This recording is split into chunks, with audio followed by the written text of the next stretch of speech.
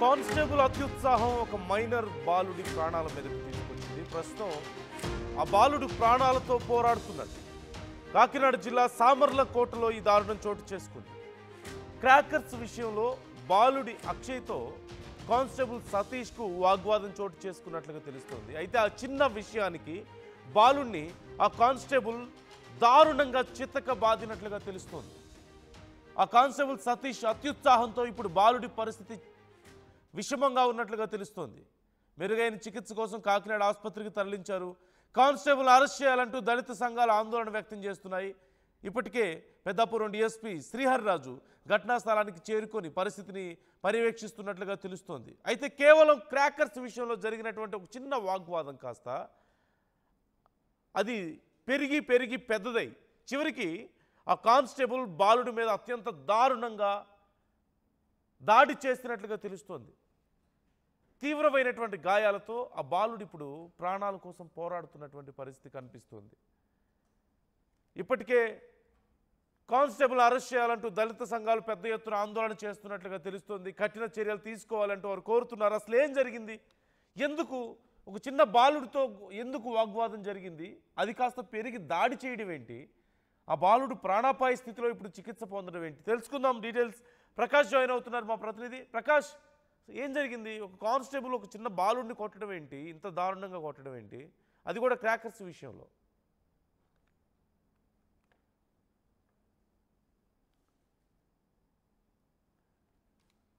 ప్రకాష్, నా వాయిస్ వినిపిస్తుందా మీకు? ఏం జరిగింది అసలు అక్కడ? క్రాకర్స్ విషయంలో ఒక కానిస్టేబుల్ ఒక చిన్న బాలుడి మీద అంత దారుణంగా కొట్టడం ఏంటి, దాడి చేయడం ఏంటి అసలు? ఏదైతే ఇక్కడ కాకినాడ జిల్లా పెద్దాపురం నియోజకవర్గంలో ఉన్న సోమలకోటకి అలా బ్రౌన్పేటలో అలాగే పోలీసులకి అలాగే స్థానికుల మధ్య అయితే దీపావళి వేడుకలు అయితే వివాదం నెలకొందని ప్రధానంగా చెప్పాలి. ఎందుకంటే రాత్రిగాల సమయంలో యువకులు ఏదైతే స్థానిక సోమలకోట బ్రౌన్పేట సెంటర్ ఏదైతే ఉందో ఆ యొక్క బ్రౌన్పేట సెంటర్లో యువకులు మొత్తం దీపావళి వేడుకలు అయితే జరుపుతున్నారు. అలాగే కొంతమంది యువకులు అయితే ఆ తారాజువుల్లో రోడ్ల పైన అలాగే అక్కడ అడావడి చేస్తున్నటువంటి పరిస్థితి కనపడుతుంది. ఈ నేపథ్యంలోనే అలాగే సోమలకోట పోలీస్ స్టేషన్ చెందినటువంటి సతీష్ అనే కానిస్టేబుల్ అయితే వాళ్ళనైతే అదుపు చేసే ప్రయత్నం అయితే చేశారు. వాళ్ళంతా కూడా అదుపు చేసే ప్రయత్నంలోనే అలాగే అక్కడ ఉన్నటువంటి దడాల శ్యామ్ అనే యువకుడిపై కూడా సతీష్ అనే కానిస్టేబుల్ అయితే దాడి చేసి చేయి చేసుకున్నటువంటి పరిస్థితి ఉంది. ఈ నేపథ్యంలోనే అతను మెడ పై భాగంలో అతను కొట్టిన నేపథ్యంలోనే ఒక్కసారిగా ఆ యువకుడు అయితే ఒక్కసారిగా అక్కడైతే ఆ స్పృహ తప్పి అతను అపస్మార స్థితిలో పోవడమే కాకుండా అతను ఒక పక్షవాతం వచ్చినట్టుగా అతనైతే కొట్టుకుంటున్నటువంటి పరిస్థితి ఉంది. ఈ నేపథ్యంలో ఆ స్థానికులు వెంటనే ఒటావటిన అక్కడి నుంచి వాగ్వాదానికి దిగారు. అక్కడ ఉన్నటువంటి అతనైతే 108 లో అక్కడ నుంచి తరలించేందుకే సుమారుగా ఆ గంట పాటు వివాదం అయితే నెలకొంది. 108 వచ్చింది. 108 లో స్థానిక సోమలకోట ప్రభుత్వ ఆసుపత్రికి అయితే తరలించారు. ఈ నేపథ్యంలో అక్కడ ఆ యువకుడు పరిస్థితి మరింత విషమంగా ఉండడంతో అక్కడ ఉన్నటువంటి ఆ బ్రౌన్పేట సంబంధించినటువంటి స్థానికులతో పాటు దళిత సంఘాల నాయకులందరూ కూడా పెద్ద ఎత్తునైతే ఇక్కడికైతే చేరుకున్నారు. సోమలకోట పిఎస్ అయితే ఆ పిఎస్ తో పాటు అలాగే ఏదైతే ప్రభుత్వ ఆసుపత్రి ముందైతే ఆందోళన చేపట్టారు. ఎవరైతే ఆ కానిస్టేబుల్ పై చర్యలు తీసుకోవాలంటూ ఈ విధంగా అతి దారుణంగా యువకుడిని కొట్టిన నేపథ్యంలోనే అతనిపై సస్పెండ్ చేయాలంటూ కూడా ఆందోళన చేపట్టినటువంటి పరిస్థితి ఉంది. ఈ నేపథ్యంలో ఆ సంఘటన స్థలానికి స్థానిక సిఐతో పాటు అలాగే పెద్దాపురం డిఎస్పీ శ్రీహరిరాజు కూడా అక్కడ చేరుకున్నారు. వాళ్ళతో కూడా మాట్లాడే ప్రయత్నం అయితే చేశారు. యువకుడిని ఇంకా మెరుగైన అక్కడ పరిస్థితి విషమంగా ఉండడంతో మెరుగైన వైద్య నిమిత్తం కూడా కాకినాడ అయితే అర్ధరాత్రి తెల్లవారుజామున అయితే తరలించినటువంటి పరిస్థితి ఉంది. ఈ నేపథ్యంలోనే ఆ యువకుడు ఆ మెరుగైన వైద్యం అందించాలి. అలాగే ఎవరైతే చేయి చేసుకున్నటువంటి ఆ కానిస్టేబుల్ సతీష్ పై కూడా చర్యలు తీసుకోవాలంటూ కూడా పెద్ద ఎత్తున ఆందోళన చేపట్టారు. ఒకన డిఎస్పీ చెప్పినా సరే వాళ్ళైతే ఆందోళన విరమించిన పరిస్థితి. అతనిపై చర్యలు తీసుకుని కేసు నమోదు చేస్తేనే మేమంతా ఆందోళన విరమిస్తామంటూ కూడా పెద్ద ఎత్తున ఆందోళన చేపట్టిన నేపథ్యంలో ఎట్టకేటకైతే ఆ యువకుడిని అయితే కాకినాడ ప్రభుత్వ ఆసుపత్రి నుంచి అలాగే ప్రైవేట్ ఆసుపత్రుల్లో తరలించి మెరుగైన వైద్యం చేసి యువకుడు కొంచెం స్పృహలోకి వచ్చారని ఒక సమాచారంతో పోలీసులందరూ కూడా ఊపిరి పీల్చుకున్నటువంటి పరిస్థితి ఉంది. వెంటనే ఆ యువకుడు అవుట్ ఆఫ్ డేంజర్ నుంచి బయటపడ్డారు. అతనైతే ఎటువంటి ప్రాణహాని లేదు, అతను ప్రస్తుతం కోలుకున్నారనే సమాచారంతో అక్కడ ఉన్నటువంటి ఆ డిఎస్పీ వాళ్ళకైతే సమాచారం ఇచ్చారు. వెంటనే అతనిపై కేసు నమోదు చేసి ఆ యువకుడికి మెరుగైన వైద్యం అందిస్తామని చెప్పిన నేపథ్యంలోనే స్థానికులు వెంటనే అక్కడ ఉన్నటువంటి దళిత సంఘాలు అందరూ కూడా వెంటనే ఆందోళన విరమించినటువంటి పరిస్థితి ఉంది. ఈ ఘటన అర్ధరాత్రి నుంచి తెల్లవారుజాము వరకు కూడా ఈ ఘటన అయితే సాగిందని చెప్పాలి. ఏదేమైనా అతనిపై ఈ విధంగా చేసుకున్నటువంటి కానిస్టేబుల్పై మాత్రం చర్యలు తీసుకోవాలంటూ దళిత సంఘాలు అయితే కోరుతున్నటువంటి పరిస్థితి ప్రధానంగా ఉంది. ప్రస్తుతం అయితే ఆ పరిస్థితి అయితే సద్దుమని ఉన్నట్టుగా కనబడుతుంది. శ్రీహరిరాజు వాళ్ళకైతే ఆ వాగ్దానం ఇచ్చిన నేపథ్యంలోనే కేసు నమోదు చేసి దర్యాప్తు చేసి అతనిపై చర్యలు తీసుకుంటామని చెప్పిన నేపథ్యంలో ప్రస్తుతం అయితే ఆందోళన నిర్వహించినట్టుగా కూడా కనబడుతుంది. మరి హాస్పిటల్లో అతనైతే అవుట్ ఆఫ్ డేంజర్ అని కూడా చెప్పిన నేపథ్యంలో ప్రస్తుతం కుటుంబ సభ్యులతో పాటు స్థానికులు కూడా ఊపిరి పీల్చుకున్నటువంటి పరిస్థితి ప్రధానంగా ఉందని చెప్పాలని నందు. అంటే కేవలం రోడ్ మీద క్రాకర్స్ కాలుస్తున్న సమయంలో ఇది చోటు చేసుకుంది. వాళ్ళని కంట్రోల్ చేసే ప్రయత్నం కానిస్టేబుల్ చేయడం, వాళ్ళు వినకపోతే ఆ సందర్భంలో ఇలా దాడి చేశాడా అతను, అంతేనా? నందు అంతే. ఈ జరిగినటువంటి ఘటన మనం చూస్తుంటే దీపావళి సందర్భంగా ఆ యువకులు సరదాగా ఆ బాణసంచా కాల్చిన నేపథ్యంలో తారాజువులు ఎదురెదురుగా వేస్తుంటారు. లేదంటే రోడ్లపై కూడా వదలడం ఒక సరదాగా చేస్తుంటారు. కానీ వాళ్ళు అదుపు చేసే క్రమంలోనే ఈ ఘటన జరిగినట్టుగా కూడా తెలుస్తుంది. ఎందుకంటే ఆ యువకుడికి కూడా గతంలో కూడా కొంచెం అనారోగ్య సమస్యలు కూడా ఉన్నాయి. అనారోగ్య సమస్యల నేపథ్యంలో అక్కడ ఉన్నటువంటి యువకులందరూ కూడా చెదరగొట్టారు. కానీ ఇతను యువకుడికి మాత్రం బలంగా మెడపైన తగిలిన నేపథ్యంలోనే ఈ విధంగా పరిస్థితి ఉంది. ఇంటికి వెళ్ళారు. ఇంటికి వెళ్ళిన నేపథ్యం ఒక్కసారిగా ఆ యువకుడి యొక్క పరిస్థితి విషమంగా ఉన్నటువంటి పరిస్థితి ఉంది. వెంటనే ఏం జరిగిందని తెలుసుకునే నేపథ్యంలోనే ఈ విధంగా కానిస్టేబుల్ సతీష్ అయితే ఈ విధంగా దాడి చేసిన నేపథ్యంలో ఈ విధంగా జరిగిందని తోటి యువకులు కూడా చెప్పడంతో ఒక్కసారిగా ఈ యొక్క ఉదాంతం మొత్తం రాత్రి అంతా కూడా ఈ డ్రామా కొనసాగుతూ మొత్తం ఆందోళన జరిగినటువంటి పరిస్థితి ఉంది. ప్రస్తుతం ఆ యువకుడు గత అనారోగ్య పరిస్థితుల నేపథ్యంలోనే ఈ విధంగా జరిగి ఉండొచ్చని ఓ పక్కన భావిస్తున్నారు. కానీ కానిస్టేబుల్ కొట్టడం వల్లనే ఈ విధంగా జరిగిందని కూడా స్థానికులు చెప్తున్నారు. ఏదేమైనా ప్రస్తుతం యువకుడు పరిస్థితి కొంత మెరుగ్గా ఉండడంతోనే అందరూ కూడా పక్కన పోలీసులతో పాటు కుటుంబ సభ్యులు స్థానికులందరూ కూడా ఊపిరి పీల్చుకున్నారు. ఎందుకంటే దీపావళి సమయంలో జరిగినటువంటి వివాదం ఈ విధంగా తారాజువ్వలో వేసుకునే అదుపు చేసే క్రమంలోనే ఈ ఘటన జరిగినట్టుగా కూడా చెప్పుకొచ్చినటువంటి పరిస్థితి ప్రధానంగా ఉంది నందు. ఓకే, ఇప్పుడు మరి కానిస్టేబుల్ మీద ఏమైనా చర్యలు తీసుకునే అవకాశం ఉందా?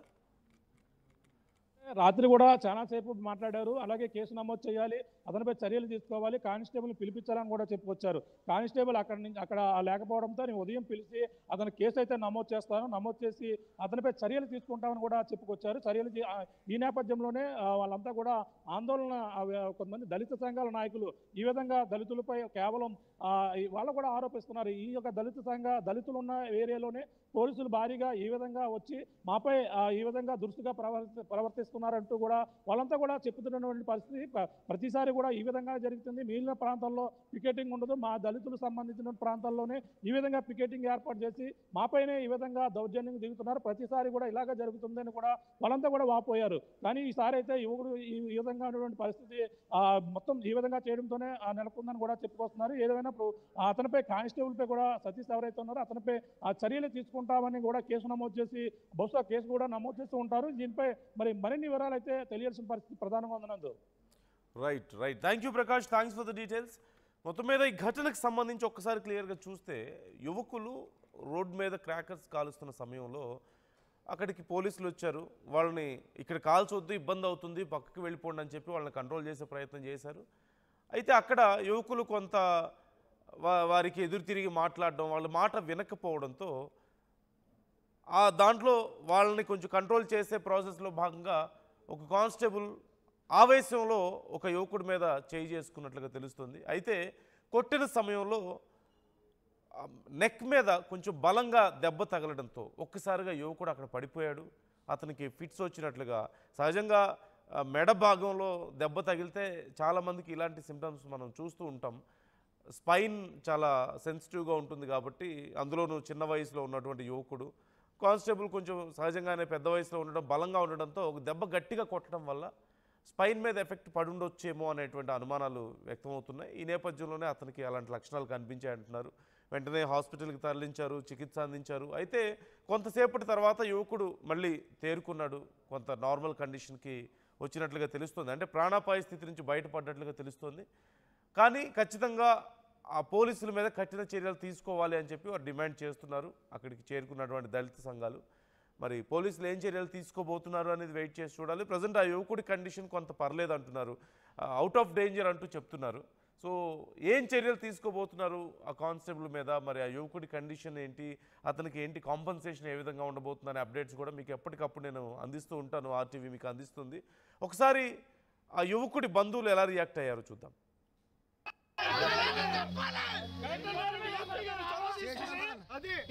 చొరవ తీసుకుని 10 నిమిషాలు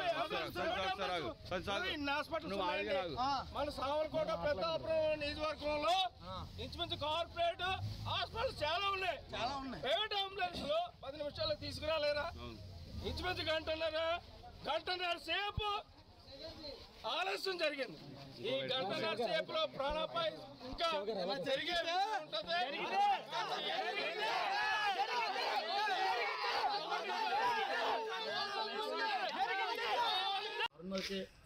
దళిత యువకుడిపై పోలీసులు దాడి చేశారని చెప్పేసి ఇక్కడికి వచ్చిన నాయకులందరూ చెప్పడం జరుగుతుంది. ఇక్కడ పార్టీలకు అతీతంగా అన్ని పార్టీల దళిత నాయకులు కూడా ఈ కార్యక్రమంలో హాజరై ఇక్కడ ధర్నా చేస్తున్నారు. ఒకటి మాత్రం జిల్లా ఎస్పీ గారి స్థాయిలో ఈ విషయం ఉందేమో అనుకుంటున్నాను.